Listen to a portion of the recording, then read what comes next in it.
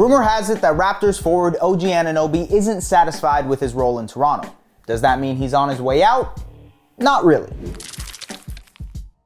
Before we dive into today's episode, a friendly reminder to smash that subscribe button if you haven't already. We are so close to 100,000 subs, and we want you to help us get there. Alright, back to the show. Bleacher Report's Jake Fisher reported that the fifth-year forward Annanovi grew dissatisfied with his role following the emergence of Rookie of the Year Scottie Barnes. Raptors assistant GM Dan Tolzman shot down the report recently, saying that he has no comment because why would that be real? To be fair, the report also details that while Annanovi hasn't specifically expressed his discontent with the Raptors, it's the other teams that are hovering around the situation, ready to pounce if drama ensues. After all, Annanovi is the exact type of player that could fit onto virtually any team. At 6'7", 232 pounds, and with a large muscular frame, Annanovi is the embodiment of a positionless defender. He can scale down and keep up with the faster guards in the league, and has the size necessary to handle bigger matchups as well. According to B-Ball Index, of players who logged more than 1,500 minutes last season,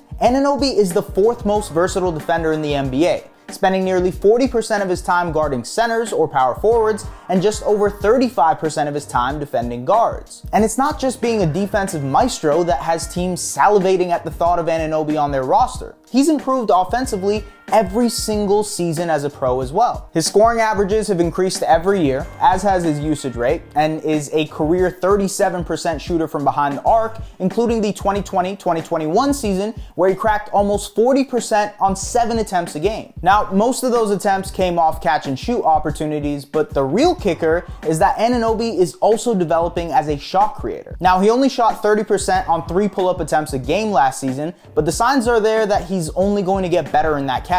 A fun wrinkle? He's also developed some playmaking chops, getting more comfortable with dump-offs, big-to-big passes, and drive and kick scenarios. And he hasn't even turned 25 years old yet, so you can understand why the Raptors aren't necessarily going to just give up Annanovi to the highest bidder. He has genuine all-star level potential that can be tapped into if given more opportunity. This is why you can see how Annanovi was frustrated in the first place. With the emergence of Scottie Barnes, the rejuvenation of Pascal Siakam, Fred VanVleet becoming an all-star, and Gary Trent Jr. averaging a career high in points, Annanovi got the short end of the stick last season. According to Hoop Goose, this is a chart that shows how the touches were spread out for each player on the Raptors. As you can see, as Barnes and Siakam's touches increased, Annanovi's decreased through 82 games. And Barnes' usage will only go up as he develops his game, especially because of his natural abilities as a playmaker. Essentially, Annanovi has a right to be concerned moving forward, and this report, if anything, was a polite nudge saying, hey, what about me? So everyone jumps to conclusions and assumes a trade is happening when really there are multiple solutions to this problem. Solution number 1, spreading the wealth. The Raptors have a bit of a logjam situation going on with their roster right now. It's not by accident, it's intentional, because they've bought into this idea of positionless basketball, so a lot of their players end up slotting into multiple positions. It's unique. The Raptors were the only team in the NBA last season to have all 5 of their starters average over 15 points a game, indicating that it's more about the collective than any single individual. That's what their philosophy is built on: sacrifice. If Annanovi wants to get more involved and not be camped out in the corner, maybe reducing VanVleet's on-ball possessions and giving some of those to Annanovi makes sense. After all, VanVleet is a dead-eye shooter who draws attention off the ball and is probably more of a secondary ball handler than a primary playmaker. VanVleet's workload last season, leading the league in minutes and having a usage rate comparable to that of Trae Young for stretches,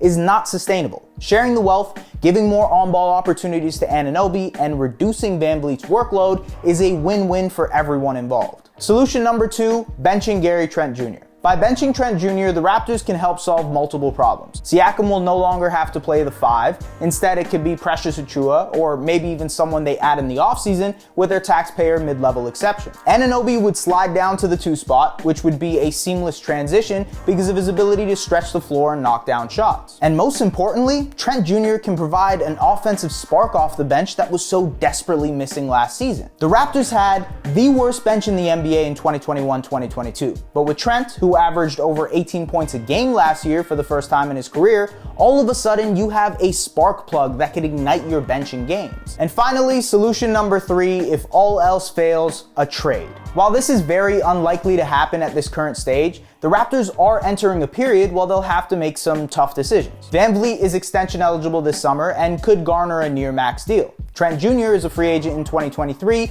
if he opts out of his player option, and Siakam and Annanovi could both become free agents in 2024 if Annanovi opts out of the almost $20 million player option in his final year, which, given the circumstances, he almost surely will do. Money is going to get tight. And that doesn't even mention the potential extensions that will kick in for Rookie of the Year Barnes or promising young big man Achua. This means that at some point, a consolidation trade is coming. One that probably involves any variation of the Raptors' top 6 players. But, and I say this with confidence, it only makes sense to do it for the final piece to the puzzle, a superstar level player. The Raptors could package their players to take a swing at Jazz star Donovan Mitchell, who is apparently growing more frustrated in Utah, or Thunder guard and fellow Canadian Shai Gilgeous-Alexander, who is currently in Oklahoma City enduring the Thunder's long, tumultuous rebuild. And the Raptors shouldn't settle for anything less than that, because that's how valuable Annanovi and the rest of their top 6 guys are. They also still have some time to be patient and see how this all plays out. But what do you think?